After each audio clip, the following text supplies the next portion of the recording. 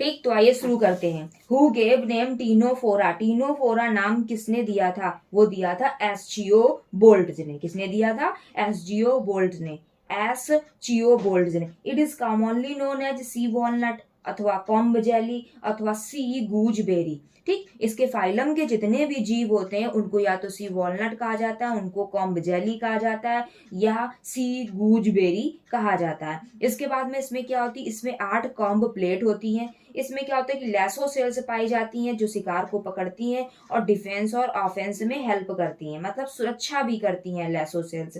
तो पिछले वाले फाइलम में हम लोगों ने देखा था सीलेंट्रेटा में क्या था? सीलेंट्रेटा में जो शिकार को उनको पकड़ती थी वो कौन सा था? नेमेटोसिस्ट थी। वो कौन थी? नेमेटोसिस्ट थी, जो शिकार करती थी, शिकार को पकड़ती थी। इसके बाद ये बहुत चमकीले होते हैं, अर्थात ये बायोलुमिनिसेंट होते हैं। जैसे कि हमारा समुद्र होता है, समुद्र में ये बिल्कुल झालर के जैसे दिखाई पड़ते हैं, जैसे झालर जलती है वैसे ही होते हैं। इसके बाद में क्या है? इसको अपनी ब्यूटी के लिए, अपनी सॉफ्टनेस के लिए भी जाना जाता है। इसमें all marine pelagic float on sea surface. इस फाइलम के जितने भी जीव होते हैं वो सब कैसे होते हैं? समुद्री होते हैं। पेलाजिक का मतलब होता है जो बिल्कुल गहरे समुद्र में रहते हैं, डीप सी, मतलब गहरे समुद्र में रहते हैं और फ्लोट करते हैं सी सरफेस पर। इसके बाद में इसका जो लार्वा होता है मोस्ट इंपॉर्टेंट, इसका लार्वा क्या है? मोस्ट इंपॉर्टेंट है कि सीडी बिडी लार्वा जो होता है वो किस फाइलम का होता है? वो होता है टीनोफोरा। इसके बाद में अब हम लोग टीनोफोरा का जो मीनिंग लिखते हैं। अब इसमें क्या करते हैं कि इसका जो सी होता है, सी का मतलब यहाँ पर होता है comb jelly, comb plate, cydippid larva, cleavage इसमें कैसा होता है? होलोब्लास्टिक होता है, और ये कॉर्निवोरस होते हैं। एक बार फिर से, comb jelly, comb plate, cydippid larva, cleavage और कॉर्निवोरस। मतलब इसके जो जीव होते हैं उनको कॉम्ब जेली बोलते हैं, उनमें कॉम्ब प्लेट पाई जाती है, सीडीपीडी लार्वा होता है, और क्लीवेज जो होता है वो होलोब्लास्टिक होता है, और ये कार्निवोरस होते हैं। ठीक, कैसे होते हैं? कॉर्निवोरस होते हैं। इसके बाद अब हम आते हैं हमारा टी पर। टी का क्या आता है? टी का अर्थ होता है कि इसमें टिश्यू लेवल ऑर्गेनाइजेशन पाया जाता है।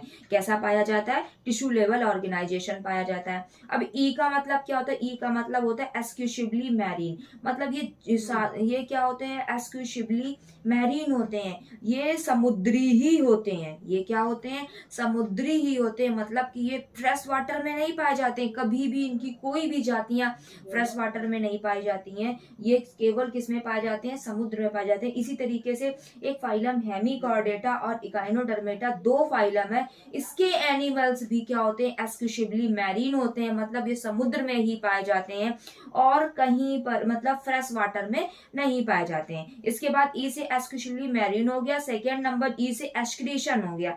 एक्सक्रीशन, रेस्पायरेशन, स्केलेटन जो होता है वो इसमें सब अब्सेंट होता है। ना तो इसमें क्या होता है? उत्सर्जन भी नहीं होता है, रेस्पायरेशन भी नहीं होता है, और स्केलेटन इसमें मतलब कंकाल भी उपस्थित नहीं होता है। आई होप आप लोगों को ये अच्छा लग रहा होगा। इसके बाद में आई होप आप लोगों को वीडियो पसंद आ रहा होगा। एन से क्या होता है? एन का मतलब होता है निमेटोसिस्ट अब्सेंट। यहाँ पर ध्यान देना है कि यहाँ पर निमेटोसिस्ट क्या होता है? अब्सेंट होता है। और वहां पर क्या था? जो हमारा पिछला फाइलम था प्लेटी हेलमंथी, जो हमारा पिछला फाइलम था सिलेंट्रेटा या नडेरिया, उसमें क्या था? निमेटोसिस्ट प्रेजेंट थी। इसके बाद इसमें क्या प्रेजेंट होता है? इसमें nerve cells are found specially on oral end. इनका जो ओरल एंड होता है, जहां पर इनका मुंह होता है, ओरल एंड होता है, वहां पर क्या होती है कि नर्व सेल्स पाई जाती हैं। ठीक, इनका कहाँ क्या पाई जाती है? नर्व सेल पाई जाती हैं। इसके बाद में क्या होता है कि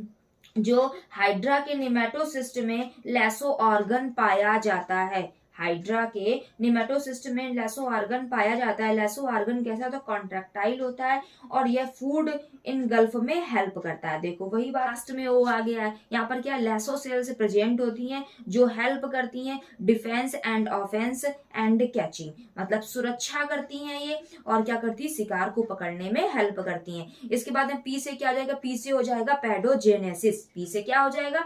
पैडोजेनेसिस एंड रीजनरेशन कॉमनली फाउंड। इसमें क्या होता है, पीडोजेनेसिस जो होती है और जो रीजनरेशन होता है वो कॉमनली फाउंड होती है, इसमें पाई जाती है। रीजनरेशन मतलब पुनरुद्भवन। इसके बाद में इसमें रीजनरेशन पाया जाता है। ये H4 क्या होता है, H4 होता है हर्मोफ्रोडाइट।